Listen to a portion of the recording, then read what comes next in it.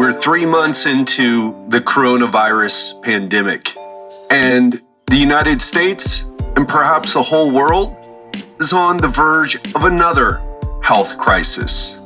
The daily doses of how many people died, the isolation, the fear, it's causing a global psychological trauma. In the United States, I know we have listeners all around the world, but in the United States, federal agencies and experts are talking about a historic wave of mental health problems: depression, substance abuse, post-traumatic stress disorder, and even suicide. Nearly half of Americans report the coronavirus crisis is harming their mental health. A federal emergency hotline for people in emotional distress registered more than 1,000% increase in April compared with the same time last year. Online therapy company Talkspace reported a 65% jump in clients since mid-February. And a big part of why people are signing up to Talkspace are the fears and anxiety around the coronavirus. So these are stressful times. It's not just about our health either. It's about our livelihoods. It's about our future.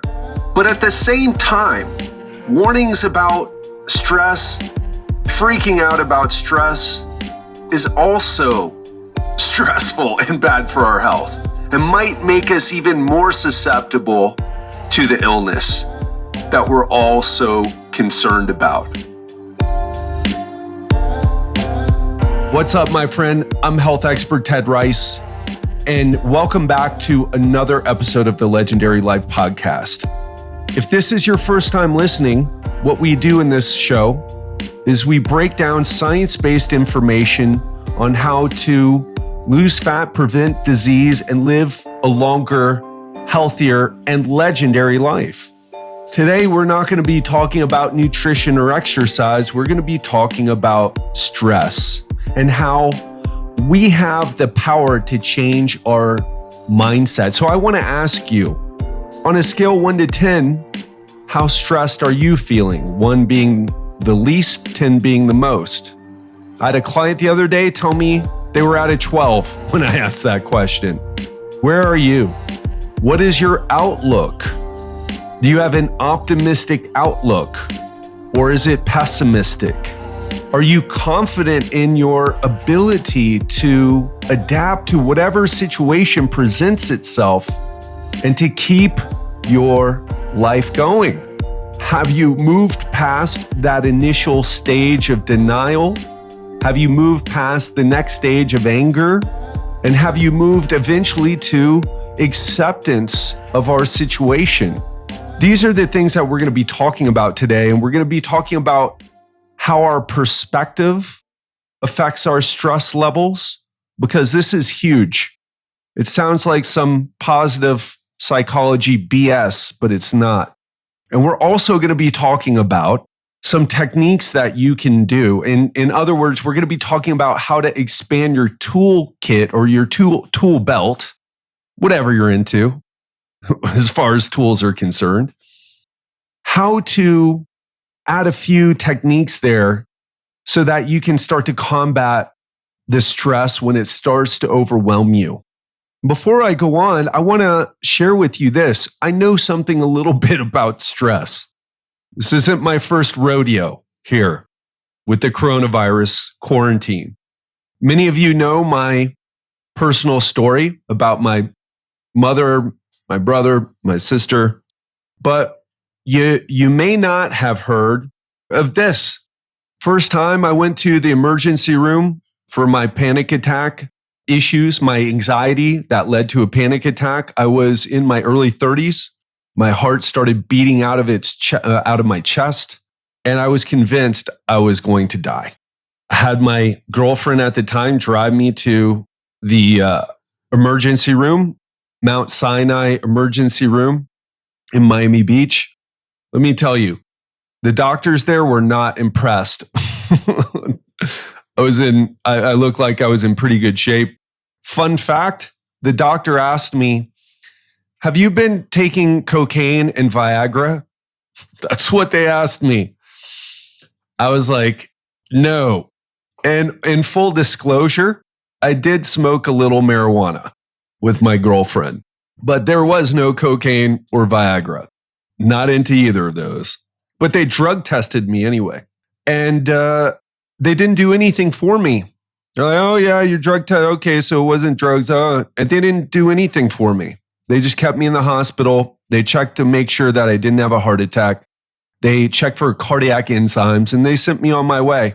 I think I paid $5,000 for that visit. And I'm pretty sure I had insurance at the time too. My second time, I was with Giselle, and my heart started pounding, and I freaked out, had her drive me to the hospital. That was in my late 30s. I forget exactly. I'm sure she remembers. My heart started pounding out of my chest. I was convinced I was going to die. And I've struggled. So long story short, I went to the hospital. The same thing happened. They didn't do anything for me. They sat me there. They monitored me. And again, it was a $5,000 bill, even though I had insurance. Gosh, I was thinking about that now. This can be very expensive. Health can be extremely expensive if you don't get it handled. Question to think about now is, how much has your health cost you? It's cost me quite a bit. So why am I sharing that with you? Because I want you to understand that I've got a lot of personal experience with this. I guess a lot of motivation to figure out the solution. And fast forward to now, I cured myself of panic attacks and anxiety. Let's not say anxiety. I still get anxious, but it's way less. And I have not had a panic attack in 2 years. And I didn't need drugs to overcome it. And I also want to say this. I'm going to share with you what I personally learned and what I personally teach. But depending on your situation, what is causing your anxiety and stress right now, well, I'll say it like this. What I'm going to share with you is going to help overall, but it may not cure the situation because there may be underlying things that you need to deal with. Cool? Cool. So let's hop into it. There's an alternative approach to going crazy with stress and the coronavirus. We can actually use that stress to improve our health, our well-being, and our productivity. Over a decade of research suggests that it's not the type or amount of stress that determines its impact. It's your perspective, your mindset about stress that matters most. Sounds like positive psychology BS, but this is 10 years, over 10 years of research we're talking about. For example, in one study of 30,000 Americans, those who had the highest stress levels were 43% more likely to die only if they believed that stress was bad for their health. Conversely, those who experienced high stress but didn't view it as harmful were the least likely to die compared to any other group in the study, including people who experienced very little stress. Now, there's a fine line here, and we'll talk about that, but just let that sink in. And do we have the power to change our mindsets about stress, our perspectives about the stress, even about the stress that we're under right now? Oh my gosh, financially, oh my gosh, what am I going to do financially? What's going to happen?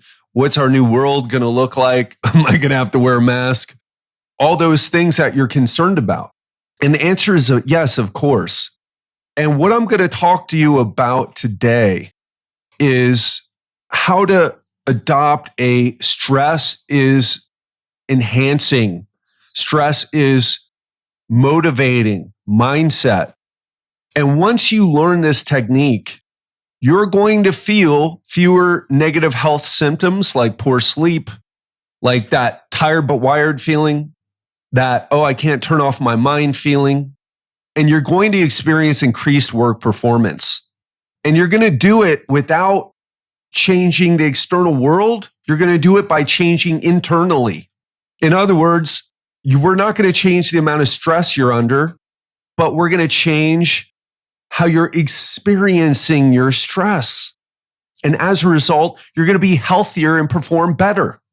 And listen, it's not going to happen overnight, but it is possible. This is what I work with the entrepreneurs that I work with, the executives, the high-performing professionals. This is what I help my clients with. So let's get into it. Step number 1, acknowledging your stress. The first step to making stress work for you is to simply acknowledge it, own it. What does that mean? And why does this work? You know how I talk a lot about experience is the best way to learn?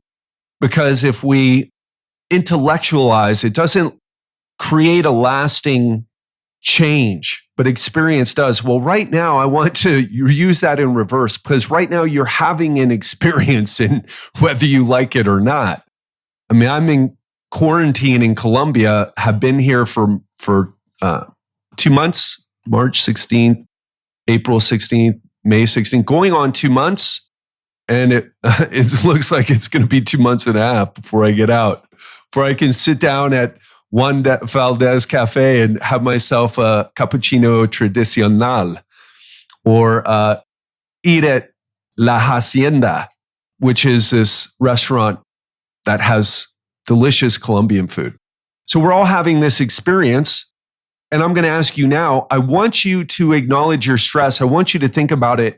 And I want you to label it, because labeling your stress consciously and deliberately moves neural activity from your amygdala, which is your threat detection center, the center of fear in your brain, to your prefrontal cortex, which is responsible for executive control and planning. We want to move it from that reactionary, deep, primal, emotional center of fear to the part of your brain that's responsible for all the amazing things in civilization, like cities and the internet and going to the moon and international flights. That's the part of your brain that's responsible for all these amazing things, the prefrontal cortex, that is. And right now, the amygdala is in control. Amygdala helps you short-term run from the tiger. Or as if you remember my interview with Kirk Parsley, he said, nobody remembers their phone number in a gunfight. And he's a former Navy SEAL, so that's an apt example for him to use, an appropriate example for him to use. But right now, you're kind of in a gunfight. And you can't think about basic things when that amygdala is working. And I say you're in a gunfight, but you're actually not in a gunfight. A lot of this is in your mind. There aren't bullets whizzing past you. The threat of the coronavirus is real, but if we look at the numbers, it's affecting elderly and those with comorbidities, and the people, and most people don't even know they have it, right? I was about to go on a tangent, but I'm going to stay on track here. So when we start to say, okay, I am stressed, let me take a moment, because when we try to avoid thinking about something, say how stressed you are about the coronavirus, your brain tries to help you not think of the thing by constantly checking in and to see if you're thinking about it, right? It's kind of like lying in bed, like, all right, time to go to bed, time to go to bed. Let's focus on going to bed. All right, yeah, I got to wake up early. Let's go to bed. How well does that work, right? You can't not think about it. So think about it. Say, oh, I am really stressed about this. I am really, I'm fearful about this. So this is an opportunity to understand what's at the heart of your personal stress and anxiety right now. Are you more worried about getting sick? Are you worried about a family member who might get sick? What are you worried about right now specifically? Are you more stressed about balancing work from home with family responsibilities? Or is it long-term financial something? Did you lose your job? Are you worried about losing your job? What is it specifically? Because once you determine what's stressing you specifically, you can also examine your reactions to this situation. What emotions are you experiencing? Are you frustrated? Are you sad? Are you angry? And what do you notice in your body? Do you feel tightness in your neck and shoulders, or do you have difficulty sleeping?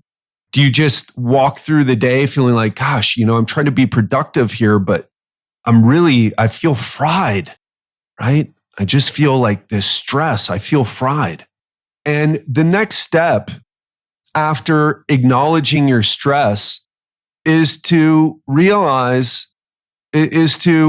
connect with, to understand that you care about this because it's important. What do I mean by that? Connect it with your values. Welcome the stress. In fact, you can say this, I'm worried about this in my life. I'm worried about my loved ones. Like I'm worried about my dad. Can't say I'm too worried about finances. We're doing well in spite of this. I mean, everybody's online. Everybody's looking. Everybody who would never consider virtual coaching before is now like, wow, everything's virtual now. So, but what I want you to say, I want you to own the reasons, connect your stress with the values. I'm stressed about, this is how we do it, right? I'm stressed about the coronavirus because I deeply care about, if it's finances, it might be to provide for my family. I want to put money away for my children for college. I want to go on vacation as soon as this is over. I'm deeply stressed about the coronavirus because I deeply care about my family. I'll tell you a big source of stress personally is my dad. He was doing bad. I shared that with you I shared that with you earlier in earlier podcasts. In case you don't know, he fell and couldn't get up, went to the hospital. They started fixing him up. Then they transferred him to a inpatient physical therapy program. And he was doing really well. Why? Because he was exercising every day and they were taking care of him. Basically the exercise every day, right? They're getting him up and moving and doing occupational therapy every day and physical therapy every day. And now he's back home and starting to fall apart again. And I'm stuck in Colombia. So I'm deeply stressed about that because I deeply care about my dad. So what are you stressed about? And what are the deeper reasons?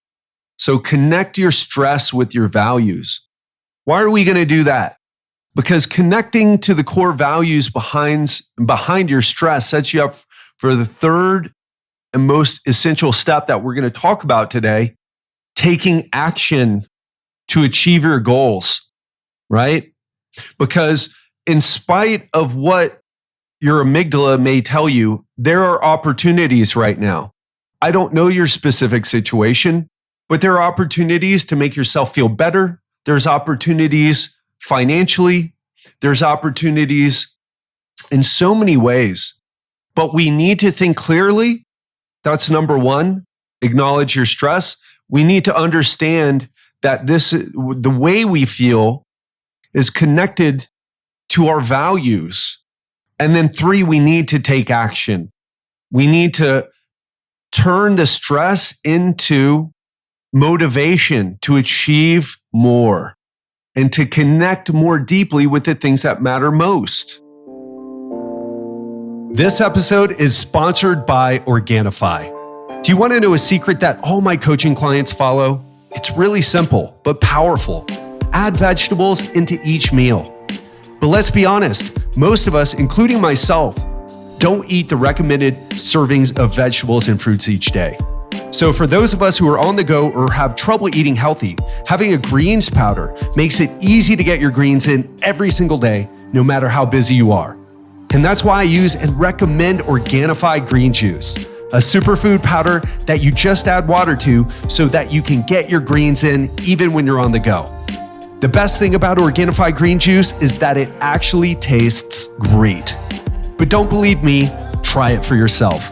And use the code TED20, that's capital TED, the number 20, at www.organifi.com. That's Organifi.com to receive 20% off your first order. But hurry, this is a limited time discount for Legendary Life listeners. Now, back to the episode.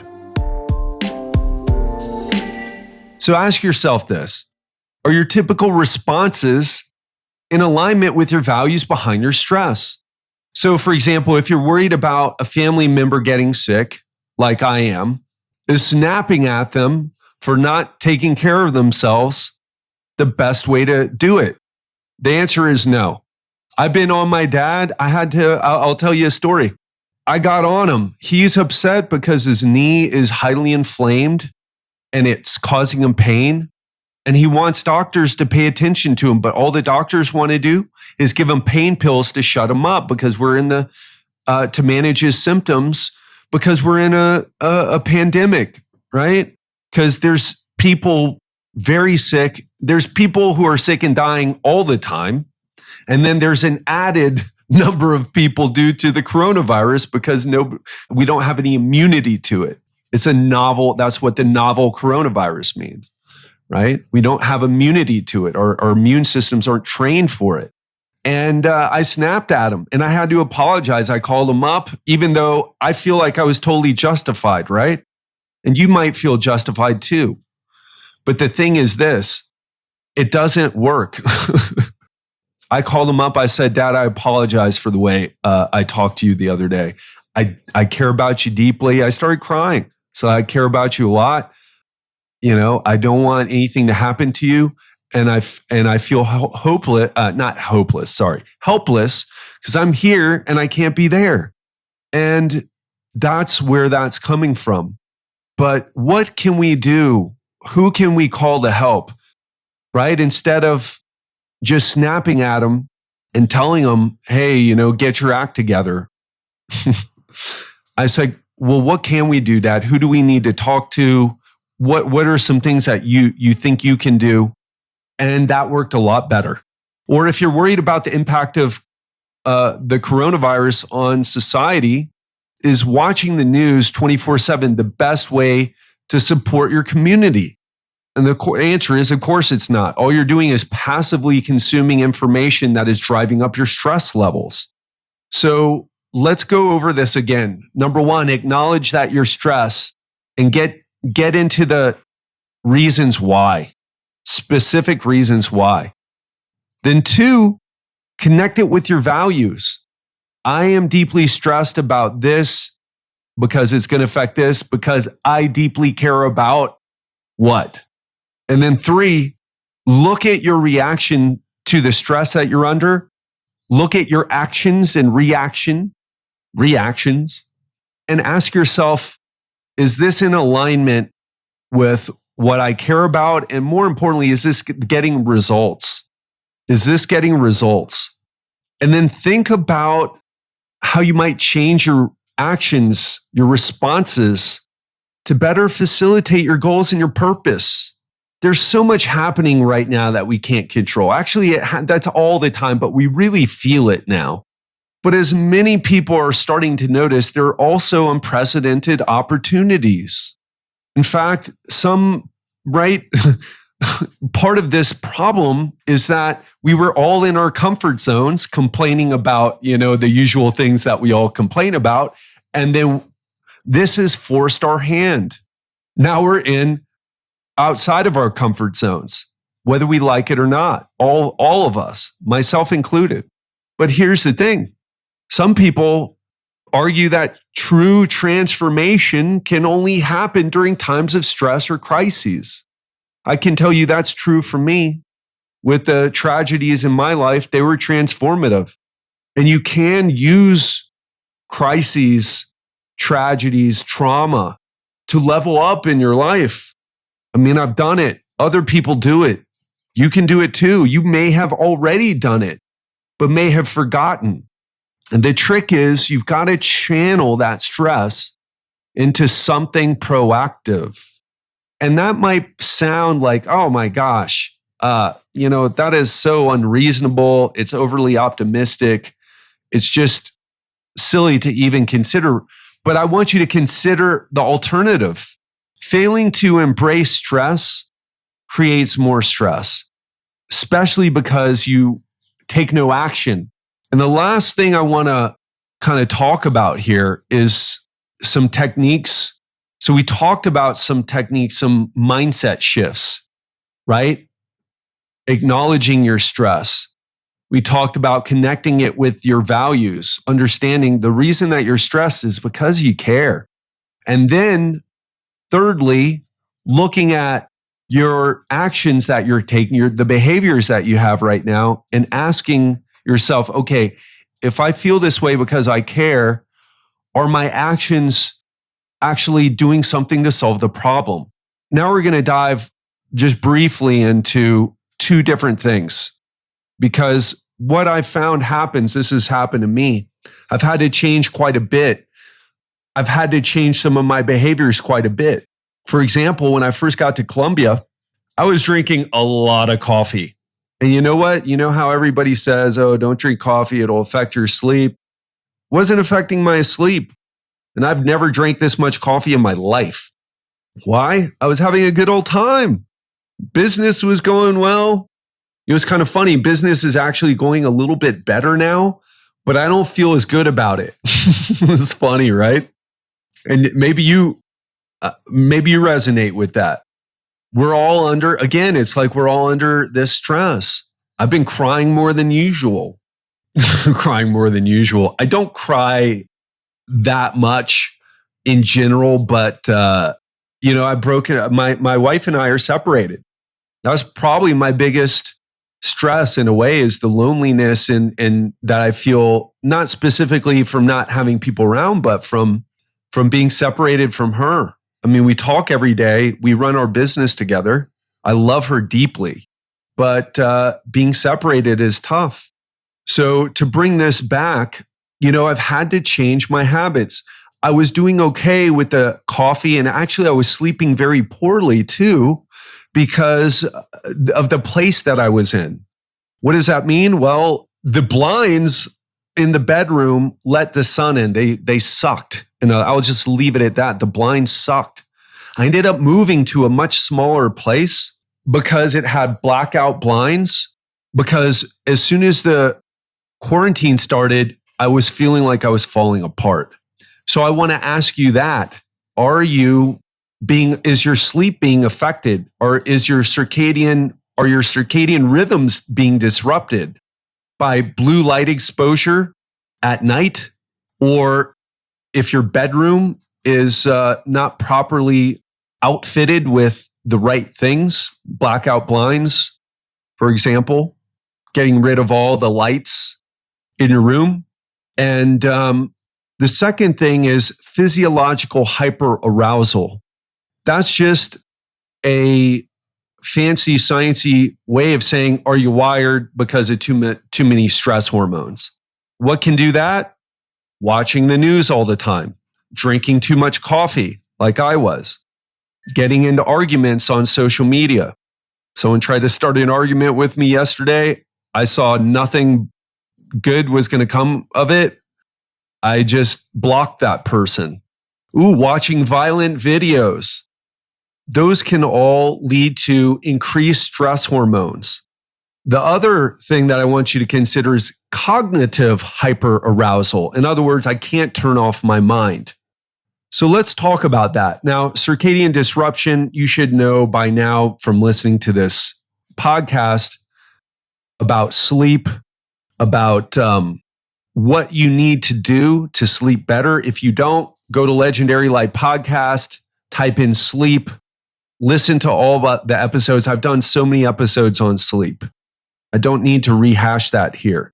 And for physiological hyperarousal, in other words, if you're wired, well, that might involve cutting down on caffeine. Like I'm drinking coffee right now, but I'm drinking decaf because the caffeine was pushing me over the edge and I was having trouble sleeping at night. Whereas before I didn't have a problem. So this goes back to the initial things we were talking about where you need to check in with yourself because maybe your routine was okay before, but now it's not. For me, sleeping 5 hours and 45 minutes and drinking a lot of coffee and being woken up in the morning, the only reason that I'd only sleep that little was because I'd wake up in the morning because the blinds sucked.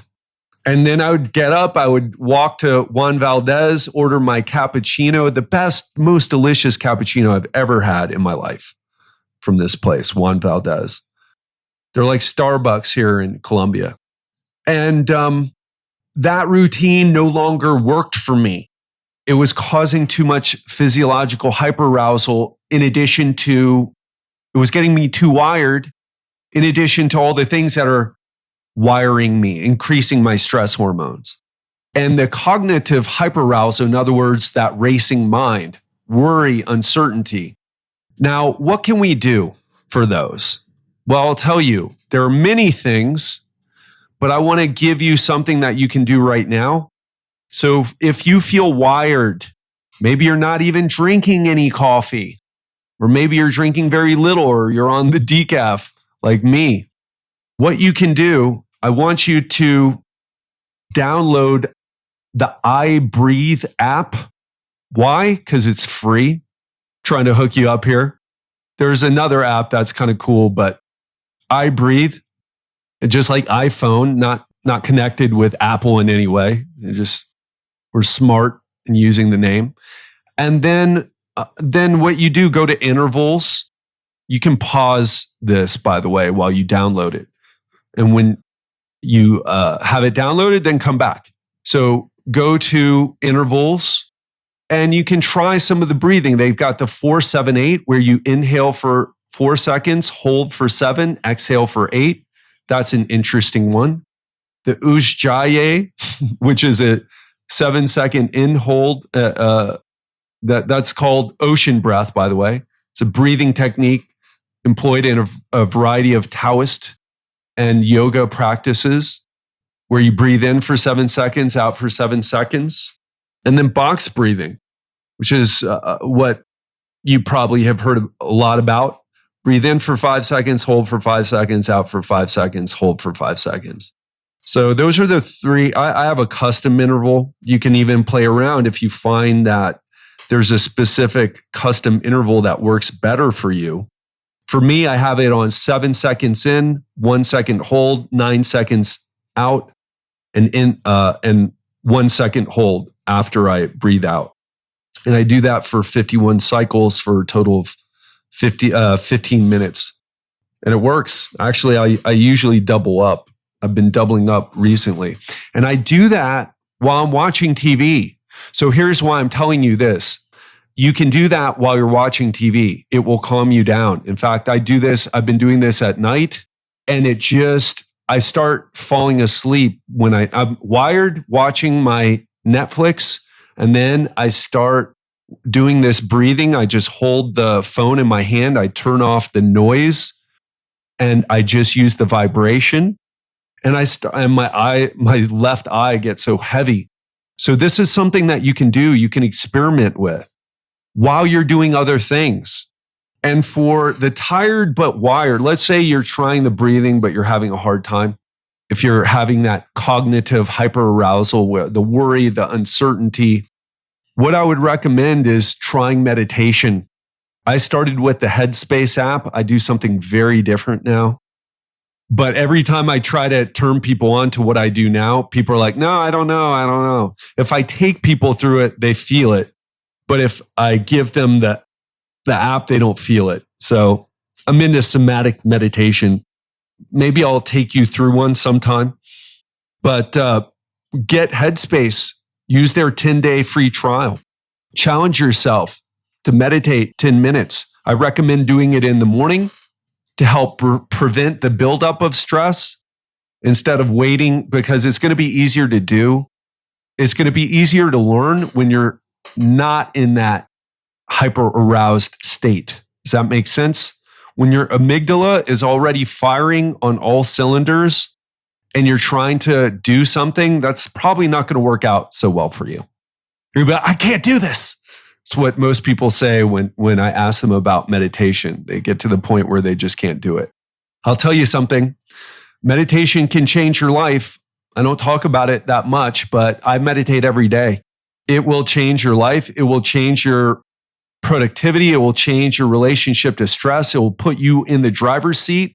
You will understand that, whenever I feel stressed or whenever I feel like, my body feels too wired, whenever my mind can't focus, whenever, I feel worry, uncertainty, I have the power to calm it down. All right, so I'm going to wrap things up, but I just want to do a bit of a recap here. First is acknowledging your stress. Why? Because it moves the activity from your amygdala into your prefrontal cortex so that you can start problem solving, so that you can start using that executive functioning part of your brain. 2 is connect with your values. I'm feeling stressed because I feel stressed about this because I deeply care about what? And then 3 is, okay, if I'm stressed about this because I deeply care about this, how are my behaviors supporting my values right now? Then 4 is you've got to look at your physiology. Are your circadian rhythms being disrupted because you have a suboptimal environment for sleep? Are you messing up your circadian rhythms by going to bed and waking up at different times? Are you tired but wired and having trouble getting to bed because you feel that way, or waking up in the middle of the night because you feel this way, or waking up too early in the morning because you feel this way? Or are you suffering from that racing mind, the worry, the uncertainty? And again, forget about taking supplements and doing that type of thing. The most powerful thing that you can do is to do what I told you today. Download the iBreathe app, play around, turn off the notifications, the noise, unless you like it. Use the vibrations in the settings, hold it in your hand, and while you're at work or while you're watching TV, do 20 minutes or do whatever you can. Start with 5 minutes, 10 minutes, but shoot for 20 minutes. After 20 minutes of doing this breathing, you will feel that this changes your physiology. And actually, if you do this regularly, it strengthens your vagus nerve to where you'll feel less stressed in general. We'll talk about that on another time, but I wanted to mention it now. And then if you're suffering from the racing mind, download Headspace. Do the meditation when you're already in a good state. Don't wait until you're in a bad state to start to learn to meditate. When you're learning to meditate, you have to do it in a state where you're not super stressed. So do it first thing in the morning. If you feel stressed later on that day, do it again. But do it first thing in the morning, 10 minutes of your day. Oh, but I can't stop. Just do it. Just go through the process. Of course, it's going to be difficult. You're learning something new. And if you do these things, you're going to make stress work for you. This works, but only if you take action on it. And speaking of action, 2 things I want to tell you here are, if you want to join our free challenge, we're going to be doing, we're not sure what this, we're in the middle of a challenge right now. We're not sure when we're going to launch the other one, but the next one, but we will be doing it. And if you want some coaching from me, if you want to try out my coaching for free, go to legendarylifepodcast.com/challenge. And the next thing that I want to you is the Real Talk Friday. It's going to be on how to make yourself the health guru. In other words, instead of looking to other people for answers, how can you learn from other people, but start to get the answers for yourself, for what works in your life? That's what we're going to be talking about. Really excited to share that with you. Hope you enjoyed today. Stay strong, stay focused, be in action. Make sure your actions are leading to the results that you want in your life for the things that you care about in your life. I love you. That's all I've got, and I'll speak to you on Friday.